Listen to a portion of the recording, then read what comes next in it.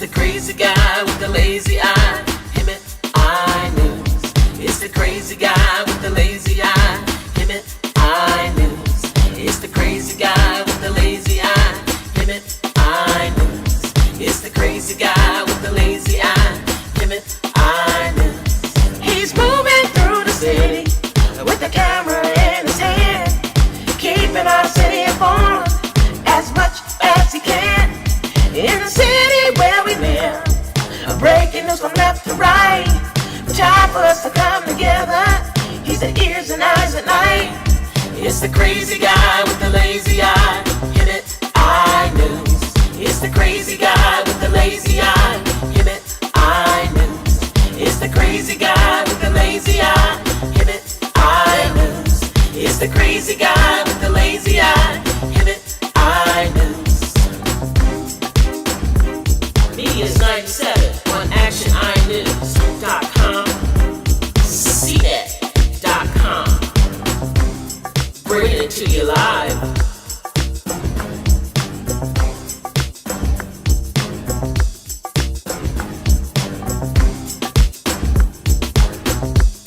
Yeah, we got the story on actioninews.com.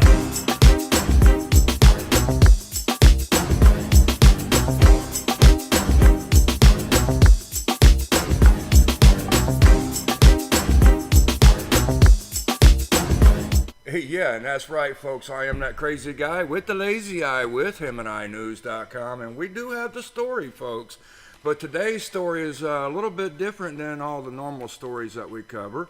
And we actually have an honor to have Mr. Let me see here, meet the candidate, County Supervisor of District 5, Jeff Hewitt, right? Well, welcome to our studio, Mr. Hewitt, and I appreciate you coming in our studio and giving us the time to be able to give you our platform to talk to the community. And Dennis Fletcher is our co-host over here. And, you know, Dennis is the host of the most of the West Coast, folks, so he's going to do majority of the talking, and I'm going to sit back here and jump in here and there and run the computer for you guys. So we're going to go ahead and see what our Mr. Hewitt has to say to you guys. And if you do have any questions, we will be having a forum coming up later to where you guys can actually have the opportunity to call in and talk to Mr. Hewitt. So anything else, I'm going to let it go on over to Dennis. And Dennis, you have the floor. Thank you very much, Eddie. It's good to be here on our kickoff program of Meet the Candidates, a series that we hope to have a number of candidates that are running here in Riverside County, and we're honored to have Supervisor Hewitt here. Supervisor Hewitt, may I call you Jeff for the interview?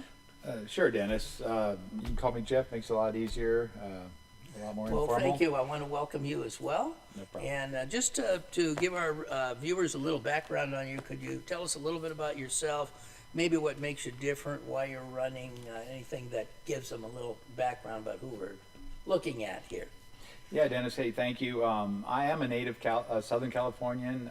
My grandfather was born in 1888 in the city of Redlands, which I think coincidentally is about the same year that the city of San Jacinto right here that we're very close to was incorporated at the same time. So I have a lot of history. I feel really connected to Southern California.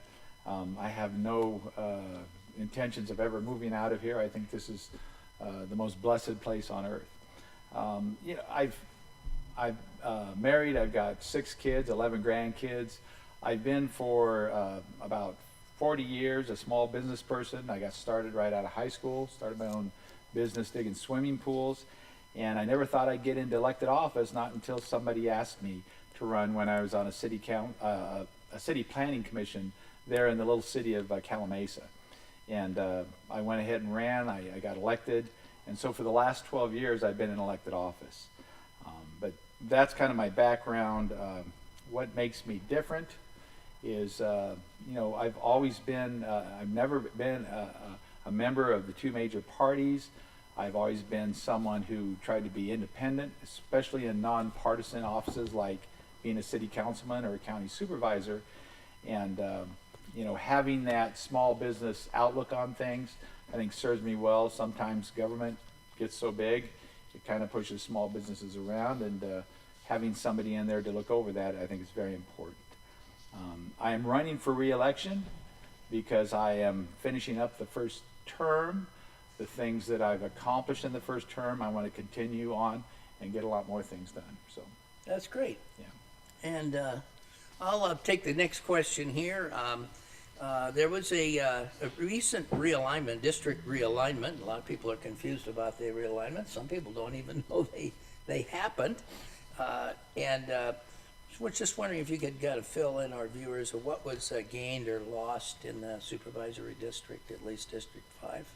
So, District 5 in these first 4 years have been composed of the cities of Paris, Menifee, Moreno Valley, and the 3 past cities of Calamasa, Beaumont, and Banning.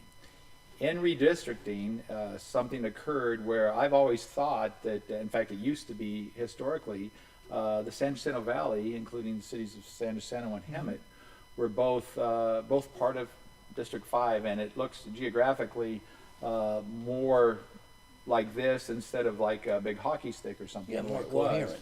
And so, again, I think that a lot of the things that the San Jacinto Valley share in common with the past area, especially with getting infrastructure, transportation needs done, and stuff like that.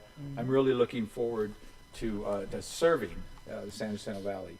And I'll tell you what, I've had a good time working with the leaders of Menifee and Paris, but Menifee will be moving to the 3rd district, and Paris will be moving to the 1st district. And so who's left with us? Anybody, or is it just us here in the San Jacinto Valley? Well, we will, the 5th district will be coming over, to San Jacinto and Hemet. Okay. So that will be part of the 5th district, and starting the beginning of next year, it will formally be part of the 5th district. And that also includes what, Beaumont And that includes, it'll come on over and be with the cities of Moreno Valley, Beaumont, Banning, and Calamasa. Oh, okay. Those. And the unincorporated areas Yeah. of let's not forget those. Cabazon, Cherry Valley, and Nuevo. Very important areas. Well, and some of us in San Jacinto live in unincorporated Riverside County, so yeah, a lot of us. A lot of us are in those areas. I would like to bring that up too, although I would like to have included the unincorporated areas of East Hemet and Val Vista, because of population and trying to make all of the districts the same. Right. We were not able to accomplish that.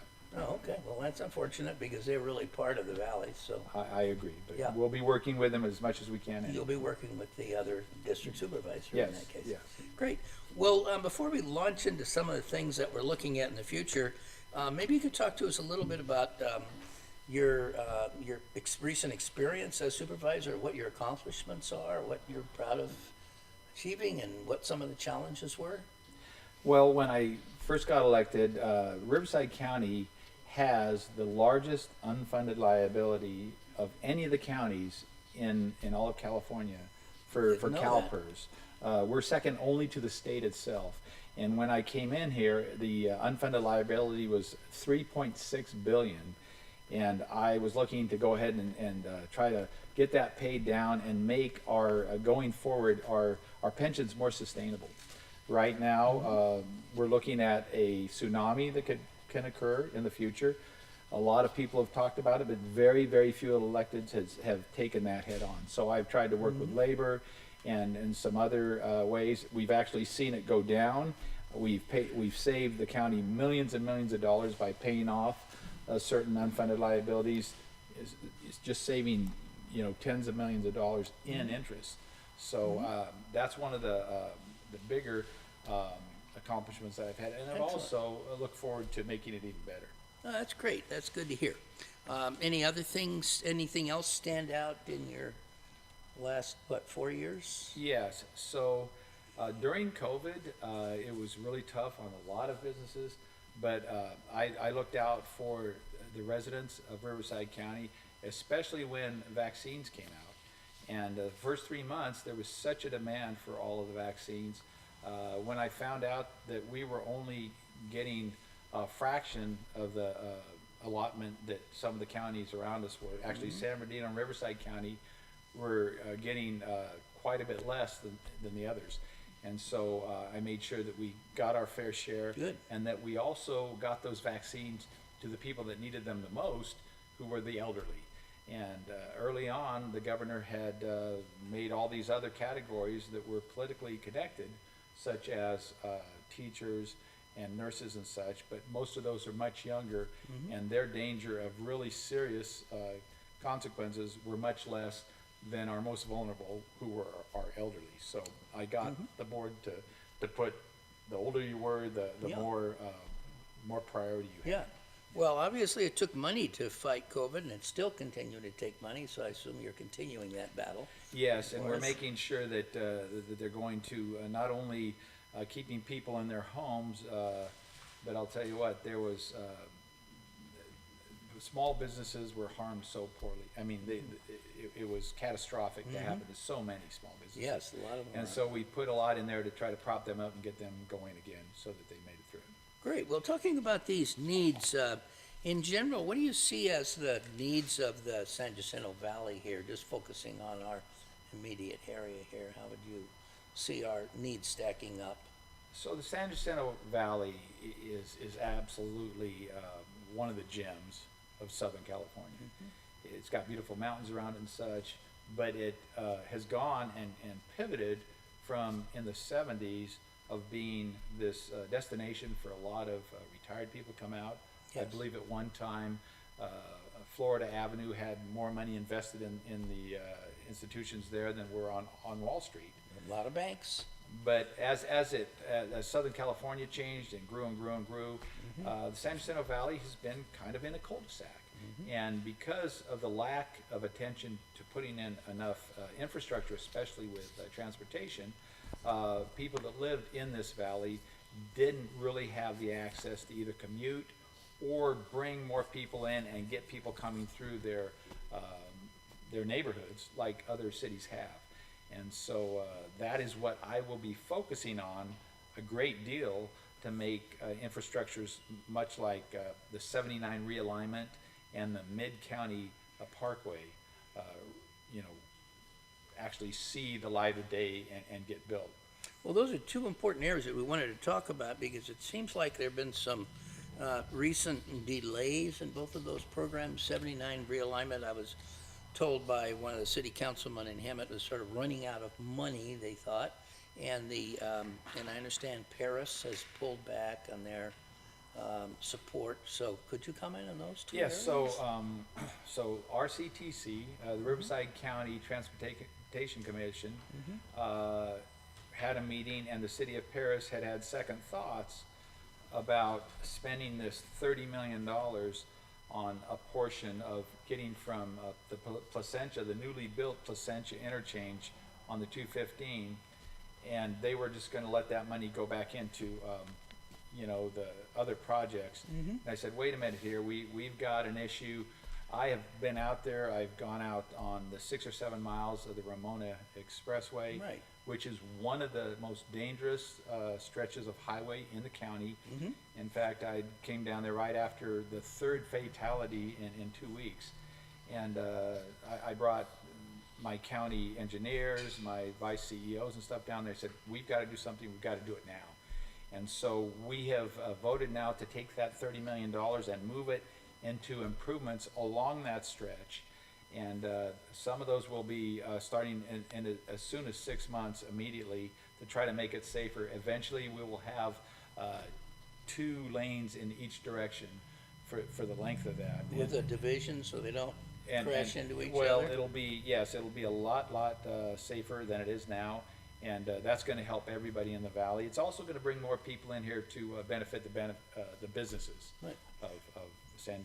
Good. Well, everybody feels like it needs to be straightened out. It's winding along with all those cows over there to look at, and it's just easy to drift across the road. On one lane, you're heading for an accident. So straightening it out, 2 lanes on each side, some kind of a division in the middle, that'll be tremendous for this area. And also, we've been pushing for more patrol from the highway patrol and such like that, because let's face it, people get in a hurry, a whole lot. If they know that they're doing unsafe things on that stretch of road, and it's being patrolled and they will be pulled over and cited for that, Good. then that can help bring down those numbers also. Okay, could you comment on 74, what's going on there with the Lamb Canyon? And Okay, so 74 is a little bit bigger challenge. So Lamb Canyon was redone. Lamb Canyon itself is pretty well with 2 lanes most all the way up and down. Yes. However, when you come up to the top with a 74 realignment, you're really going to need a 79 realignment. 79, Yeah, sorry. with the 79 realignment, when you come up to the top of Lamb Canyon, you can't just go into that Beaumont Avenue interchange that is already impacted so well. So we will be looking at a way to come around and have it tie into the 60, probably somewhere west of there, so that you can keep constant flows. And then down below, the route that's been set out for a long time, we have an environmental document that is still good for a few years, and that's why we need to really get this going.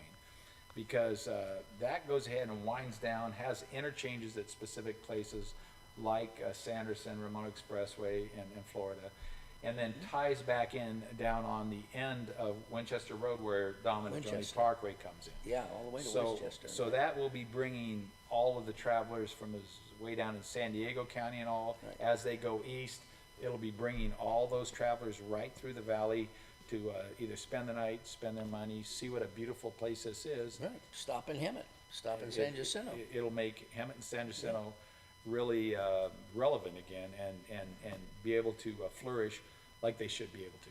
Well, that's probably the number 1 artery that we need, and then Ramona is the second one. Yes. Is there any kind of a time frame on 79? You got any feel for that? 79 is, and I'm going to tell you this, those things are going to be, we've got the environmental document, but we need to get the funding. And through a combination of federal, state, and some even local funding, we will be doing everything we can. I am reaching out right now to a lot of the property owners.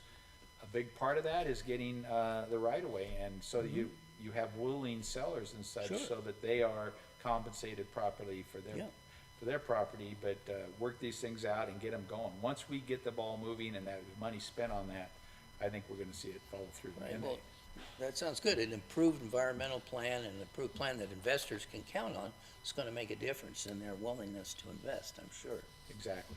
Okay, well, another subject, if we can transition to another one, is citizen safety, policing, how to reduce crime, penalties for crime. Have you got some thoughts on that area? So, I don't have anything to do with the municipal police department because that is up to each municipality. However, for instance, the city of San Jacinto contracts with the sheriff's department for their public safety. And as a county supervisor, it is up to me to make sure that the sheriff and the district attorney have the funds necessary for them to carry out their mission.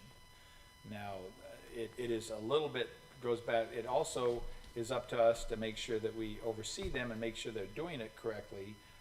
We're not gonna tell them, how to do it and micromanage. However, at the end of the day, they need to go ahead and deliver those products, especially to the contract cities that they promise them to. All the unincorporated areas, supervisors are kind of like the mayors or something for that area because they don't have a municipal government.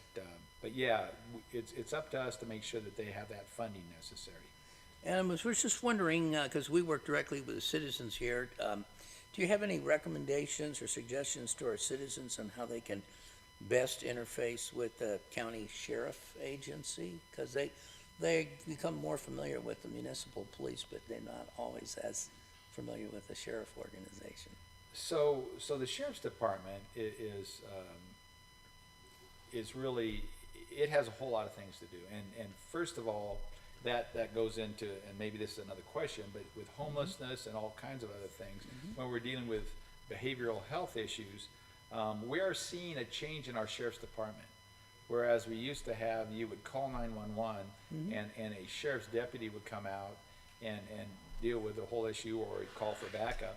We now have sheriffs that are trained in a whole lot of things, in dealing with someone who isn't in their right mind at the time. And instead of having an outcome where force is used or whatever else, we're seeing that not only are they not taken to jail a lot of times, but we've got behavioral health facilities where they can get the help they need. A lot of times, just putting them in jail is not going to help them any. It's a very, very expensive, Right. per year. And we a all lot of know it. recidivism, so And the where's it going? recidivism, but if we have a very robust behavioral health department here Yes, you at the do. county, and we're trying to make sure that those people get the help they need. It's also very important to make sure that the people that are getting out of jail or prison, Mm-hmm. have a parole officer, a probation department Mm-hmm. that takes care of them and gets them set up so that they can re-enter the job market and hopefully cut down on recidivism.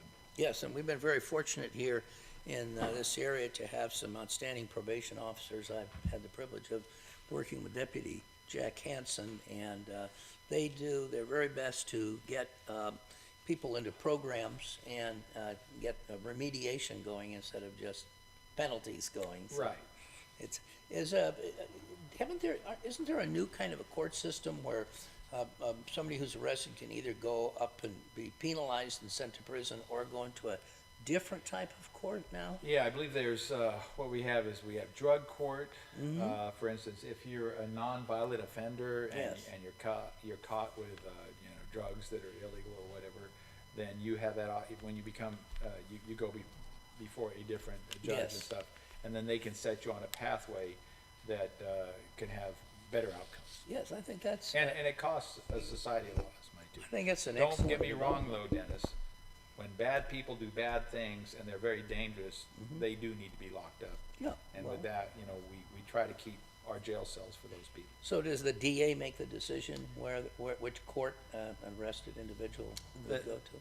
The DA has some flexibility on that, but the DA basically has different setups, whether it be bail or anything else, that are based upon what that county has set up for each one of those offenses. Okay, So it's up to him to go ahead and have his, remember when we say the DA, it's really all the assistant DAs. Yes. The DA will set, right, the office. well, he'll set where we're going, how, but it's all those assistant DAs that are gonna go out there and make sure that people are convicted for crimes that are truly hurting other people. Okay. Eddie, do you want to take the issue of homelessness? I think we're coming up to that one next. The homelessness. Well, Here. before I do ask the question of homeless, I want to throw a curveball in there. Sure. I got a question that we have, one of our viewers is asking. And let me see if I can pull it up. Actually, two views. When will we see funding for road repairs in the Hemet area? Okay, so here's what happens. First of all, as far as if it's in the city, I don't have any say to do that. I'm not gonna take That's what away I that, thought. yeah, but that's all right. But there's still areas that are county areas that are outside and such.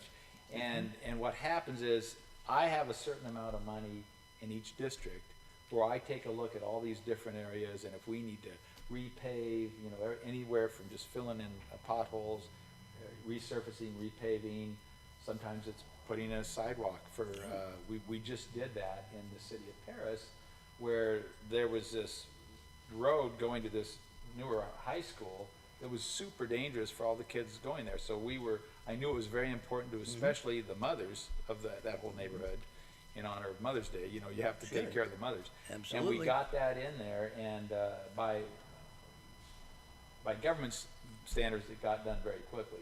But we will have, as we take over this area, we will have a certain amount of money, and we look at those that have the most priority, that are either the worst or serve the most people or something, and get those done. We get a lot of it. We've done a lot out in Whitewater and some other areas with just repaving and stuff. Great. And And you being the county supervisor, you really only have any say-so in the county part of the Yeah, Hemet San Jacinto right. area then? Yes, I am not going to tell the fine city councils of the cities of San Jacinto and Hemet how to spend their money. Exactly. Right, well, we You're have not state, that high up in the totem pole. Well, that's their well-earned responsibility, Right. and it's up to them to carry right. those out. Yeah. Well, we have state roads like Florida, and we have county roads, and I'm not sure what the county roads are over here. It all depends on what side of the road you're on. It's sometimes, and then we have municipal roads. Like Gilman Springs. Gilman Springs is a county is a road. county road, and that Oh. then that is right there, right when you talk about Ramona Expressway. Gilman Springs has a danger factor. Number 2. It's Yeah. it's right there. What can we do? I mean, I keep thinking about the issues that we have. We covered so many fatalities, like you said earlier, on Gilman Springs, and it's like, I don't know what you can do to prevent all this, because no matter what you put out in the center of the road, people will actually, we have a video of a guy going northbound on Gilman. You got your oncoming traffic coming this way, and he's on the far left side on the shoulder, driving, passing everybody. I It's saw you that can't stop- video. You can't fix stupidity. But what we can do is we can, there are, getting that right-of-way acquisition, especially to the south of it there, Right. because they're mostly either dairy farms or whatever there, and getting that acquired, and then it's not like building a freeway. Freeways are extremely expensive. Oh, yeah. But we get that money set aside, that's a priority, and we get it done. And until that's done, we try to make sure that there's enough, patrolling. Those lanyards did a little bit of good, believe it or not. Well, you did some improvements Yeah, recently. but we're gonna continue to keep doing those. Yeah. Do we and need to make- put a 6-foot concrete barrier? Yeah, in the well, you center look or at, whatever, or but it's, something? that is not, without more right-of-way, you can't put even K-rails right in the middle unless you have like 5 feet to the side of each. Right. There are certain standards that you have to Right. do, or, Well, the K-rails make it difficult for fire and emergency to get Yeah, into the that's other another lane, so issue. that's why Yeah. they're, yeah. you got a trade-off there, don't you? So what we're doing is, like I say, right now, we've got that going on Ramona Expressway, but Yeah. we are looking at, and we will be coming up with the next phase plan for Plan. Gilman. Good. As soon as we can, because Yeah. again, there's a lot of really smart people that go into this, but at the end of the day, it's up to the Board of Supervisors to push that through and get it going. Right. And you need the land in the case of Gilman Springs. Yeah, but That's a little more of a but- challenge. Well, it's not as much a challenge if you're buying, 1,000 or 2,000 feet from one dairy Oh, okay, instead of good. 100 different Yeah, homeowners, right. and you're cutting off their front Right. yard. So Point A to Right. point B. yeah. So Eddie, you want to tackle the homelessness issue here for us? Yeah, he's gonna send the worst to me, so. Well, I do notice we do have in Riverside County, we do have so much homeless issues, and it's like it seems like it gets worse every day, no matter what you try to do. What is your thoughts on the homelessness, and what can you guys do about that? Well, so California has 1/10 of the United States population, and they have about 50% of all the homeless. And part of that reason is our state is so generous on entitlements, but it's mainly because of the climate. I mean, if you're going to have to be living outside, you want to live in a snowstorm or in Phoenix where it's so hot or whatever. No, you're going to come to one of the best climates on earth. And so what I've been seeing is so many different jurisdictions, cities or whatever, nonprofits, whatever, they'll pick up homeless and take them somewhere else, and this Yeah, they bring shifting them to around. Hemet. Well, yeah, no, it's like a musical chairs, but Musical chairs. Hemet is being left out of that, and so and that's not the right thing anyway. When you look at the homeless are made up of different groups. I mean, there are people that just want to be left outside to take their drugs and don't want to be told what to do. There are a lot of them that have mental issues, behavioral health issues, and then there's just some bad hombres. And again, it comes back to what I was saying earlier. You have to have police, probation, and mental health all available, so that as they come in, since the Boise Supreme Court decision, we can't take them off the streets unless we have a bed to put them in. Right. Okay, so as we get beds to put them in, we've got to make sure that our parks and our sidewalks are safe for all the citizens and their families that pay for those. Yeah. For crying out loud. I mean, that's so this is what's gonna, going forward, it's gonna take, some courage and some bold things, but are we gonna ever keep people from bringing their homeless here? Yeah, if we can catch them and say, hey, you can't be doing it, that's fine. I think a lot of them do it at night.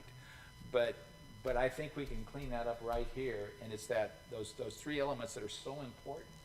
Yeah, because like you say, you've got the ones that want, would take the help. Yes. You got the ones that are homeless, like, you lose your home, it's not like they did it by choice. And if they could get a handout for a hand up instead of a hand up for a handout, you could help those. And then you got the ones that you try to help. No, I don't want no help. I like living on the streets. I like my freedom. I like to be able to do my drugs. And, those right there, I mean, what can we do with those? I mean, Well, if they're gonna do that, they can't be doing it in our parks and on our sidewalks and stuff, where we wanna take our kids out there and use those all the time. I mean, so there's gonna be a little bit of tough love, but also, we as a society, I think everybody wants to be able to take care of people and Right. make sure that they don't die because of the elements or whatever. But it's really those three things. If we bring those in, and if you don't fit into those groups, there's some that have been down on their luck, and it's a matter of just getting them hooked up with somebody that is in workforce connection or whatever, and say, hey, I've got a guy here that is looking for somebody just to run a cash register or whatever else. Let's get you doing that. And when I say just to work a cash register, I don't know how to work one. So I mean, if you get somebody in there, get them trained, get them that dignity of having a job. I'll tell you what else, when I was doing the homeless count, we were out there in Moreno Valley talking to people that were homeless. There were young men that had been let out of prison. They had nowhere to go. Right, and they can't get a job because And- of the records. Well, but that's why as a society, we have to get small businesses to say, look, there's some really good people. These could be some of your best employees you've ever had. That's right. And if they get that chance, there's gonna be a lot of them that don't get the recidivism. And there's that many fewer people that are looking to set up a tent in our parks. And Riverside County does have some programs for people outside of prison. Mary White runs one in Riverside, and we've put a number of people who are homeless that have prison records in touch with them, and some do get involved, and they help them to find employers that will hire ex-cons and will also help them with their records. So there are some solutions out there. But there is one group that we haven't talked about too much, and that is that part of the homeless are people that recently had a home and they couldn't afford it and they fell out of having a home. And San Jacinto, Robin here is active in this program, has been helping people who are in danger of losing housing. So they have housing and they're about to lose it, or they've just lost it and they're fully employable.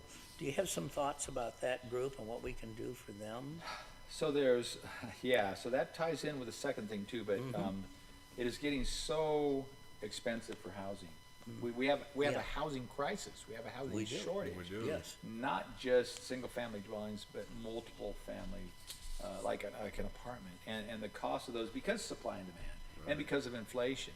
So I will be doing everything I can, and I'm gonna tell you, there's a lot of good buildable area where we can come in. And when you say affordable housing for a single family home, you know what's affordable now?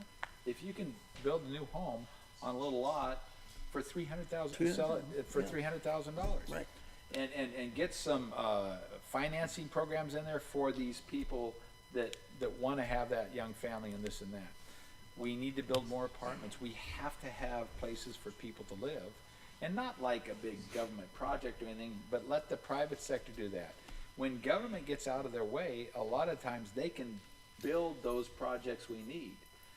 But along with that,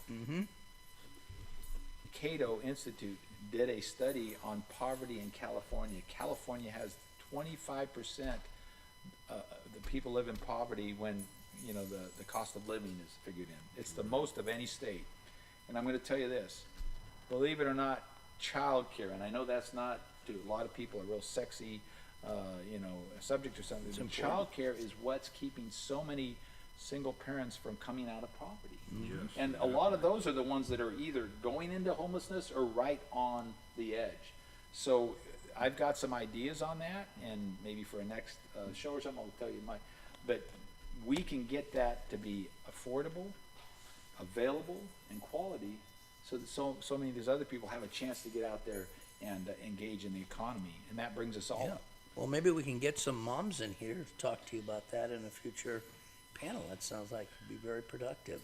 Oh yeah, those are the things but all those things apply to the San Jacinto Valley. And when it comes to the shelters, is it the city or the counties, or is it both that's responsible for the homeless shelters, or is this a government funding shelters? So government for homeless shelters, it depends on, you could have a nonprofit involved. The county does a lot of that. A lot of times in conjunction with the city. To be honest with you, there's very few cities that will step up and even consider that. However, Hewitt they does. well, I'll that's tell right. you, Yeah. and I'm going to say this, that everybody says there's a problem with homelessness. We need to fix it. But everybody thinks it should be in somebody else's backyard. Right. Exactly, I just- right? And that's the best way And, to and put it. that is the I've heard it. problem with our housing crisis too. Everyone is an NIMBY. Every one of us is an NIMBY, but to some degree. But at some point, look at for our kids and our grandkids to have a place to live and not have homelessness just keep growing and growing. We need to overcome these. And on my second term, I will be working everywhere I can to get the housing we need, Right. not only in this valley but all over Riverside County. Well, we'd encourage you to take a look at the Valley Restart Shelter that's now under Javier Lopez. He recently took it over as executive director. They're doing a lot of things. They have a navigation program. They recently added to the facility. They've got showers for homeless people now. They're feeding more homeless than they can house, so they've expanded out to the community, and they have a lot of city council support now. So we may have a good model for other cities to look at. Well, there's a few cities that have stepped up. The city of Riverside certainly has. The city of Banning has been one of the first ones to go out and get the what's known as pallet homes. Pallet homes, and so they had 20 of them set up, and you can put 2 in each one. They've got 2 bunks in each one. They're you're protected from the environment. You have a way to lock up all your stuff and everything, but it wasn't properly. They didn't have like a nonprofit that could manage it, and so it actually burned down. And nobody was hurt, unfortunately. So, but they're getting those back. The insurance is paying for, and they're gonna they'll have that. They're getting that set up on another piece of property, Yeah, but this time it'll all be managed properly. And use inflammable materials. Well, no, it's that the inflammable part wasn't. But I mean, but actually, this is I really I admire cities that are stepping up and trying to take care of Because this. there's a lot of different solutions, and we need to take a look at them all. And but finding the right spot in a city and everything is very important too. So. Well, kind of a final question that we have here has to do with our image here and how we can improve the image, which of course attracts businesses, which of course creates jobs. So do you have any thoughts on how this valley here could do more to improve the image that it has to the rest of the world? Yes. First of all, this valley, over 10 years I dug every swimming pool for Bill Henry pools, and I know this valley up and down. And I'm going to tell you, I always loved coming down here. It's a beautiful valley. I got to tell you, I read the paper every day, and it seems like Hemet High School won the academic decathlon several years. I mean, it is a champion there. So they got a lot of smart people here they too. do. Yep. And with the lovely cultural thing of Ramona pageant and such that they've got so much good history here. This valley is just wonderful. And as a county supervisor, whether I'm back in Washington D.C. with NACO or some other, I'm an ambassador for my district. And when this becomes my district officially in January of 2023, I will be the greatest ambassador and spokesman for one of the best damn places in the world, and that's the San Jacinto Valley. That's what we need. Well, that sounds like a great way to wrap up this interview. Jeff, do you have any final words before we sign off to our audience? You know what? Okay. Governing is very, very difficult work. It's a matter of building relationships, getting coalitions together with people that don't always agree with you. But when you do, and when you go ahead and going forward, if these next 4 years, I look really forward to building those relationships, building those coalitions, and getting the things done that have only been dreams in the past. And if I would like to point out, I'd like you to check me out on my website. And we'll flash that. It is up on top of the screen, flashing right now. VoteHewitt.com. So. Very good. Well, thank you very much, Supervisor Hewitt. And Eddie, I'll let you sign off the series here and invite our viewers to tune in for future issues. We definitely we're going to be having more candidates come in. We're also going to have Supervisor Jeff Hewitt come back for another interview to where we're going to schedule to where you guys can call in and actually ask questions on the live stream, and he can actually answer some of your questions. I did try to ask a few of the questions that came through here on the comments right now, but we did have a list of questions and a time lot that we had, so we had to try to squeeze what we could in there. But we will be announcing that as soon as we get that rescheduled, and we also going to be interviewing some more candidates as well tomorrow. We actually have Jamie Swain is going to be coming in tomorrow. Yes, Jamie Swain's to be coming in interviewed. tomorrow. And we'll have more candidates as well, so make sure you follow us here on YouTube, on thecrazyguywiththelazyeye.com, on Meet the Candidates, and also on HimmitEyeNews.com. That's Himmit, E-Y-E, like the lazy eye.com. And Supervisor Hewitt, I appreciate you coming in and taking the time to talk to our viewers. And good luck to this. I think you got some good goals for this county, and we definitely. Yeah, we heard a lot of good ideas. Yes, and we really do appreciate Thank you, it. Eddie, and thank you so much, Dennis. Wonderful having you here, sir. Right. Until then, ladies and gentlemen, that is the rest of the story right here on HimmitEyeNews.com. So make sure you do share this video, comment that you shared, and we will be giving away some free tickets to the May 27th Battle of the Badges. It's going to be over at the Ramona Bowl here in Hemet on May the 27th, where we have our local fire, police, and AMR and military services is going to be taking it to the ring to see who wins that badge, folks. So, till then, this is Eddie George, that crazy guy with the lazy eye, and Dennis Fletcher with Meet the Candidates.